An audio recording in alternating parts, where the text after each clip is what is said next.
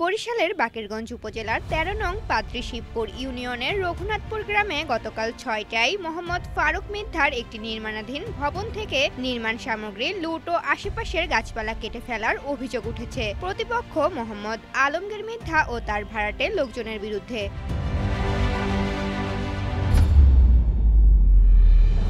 এ সময় দুর্বৃত্তরা ভবনটিতে প্রবেশ করে রড, সিমেন্ট সহ মূল্যবান সামগ্রী লুট করে নিয়ে যায়। একই সঙ্গে ভবনের পার্শ্ববর্তী এলাকায় থাকা ফলজ ও বনজ গাছপালা কেটে ফেলে। এই ঘটনায় ভুক্তভোগী ফারুক মিদ্ধা বাকেরগঞ্জ থানায় একটি লিখিত অভিযোগ দায়ের করেছেন।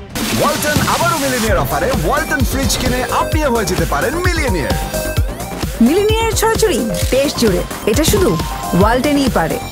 আমার পৈতৃক সম্পত্তিতে প্রায় ২০ বছর আগে হইতে আমি বাড়ি করার প্রস্তুতি নিই। এখন আমার এই বাড়ি করার ৮ মাস আগে হইতে আমি ঘরের কাজ শুরু করি এবং দুইটি এই টিন সেট ঘর আগে করিয়ে রাখি। পাকা ঘর ধরার সাথে সাথেই আমার কিছু এলাকার শত্রু পার্টি যারা আমার জান মালের বিগত দিনে ক্ষতি করে আসছে, এখনো করার চিন্তা ভাবনায়, তারা আমার এই বাড়ি থেকে আমার কাজ যাতে না করতে পারি সেই উদ্দেশ্যে তারা এখানে ১১৬০ কেজি রড ছিল এবং ২০ ব্যাগ ৫০ কেজি ওজনের সিমেন্ট ছিল, তা নিয়ে গেছে এবং বিভিন্ন মালামাল ভাঙচুর করিয়ে রেখে গেছে।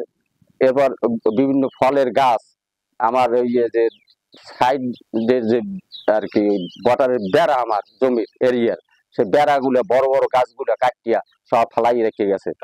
আমাকে পুষ্টি সম্পত্তিতে গাছগুলো কাটিয়া তারা থুয়ে যায়, নিয়ে যায় কত, আর রড সিমেন্ট এই ছিল ঘরের ভিতরে তারা নিয়ে যায়। আর কিছু ভাঙচুর করে, ১ নম্বরে আলমগীর মির্জা, ২ নম্বরে লিলি, ৩ নম্বরে হইলে সুলতান মির্জা, ৪ নম্বরে জুলুফা।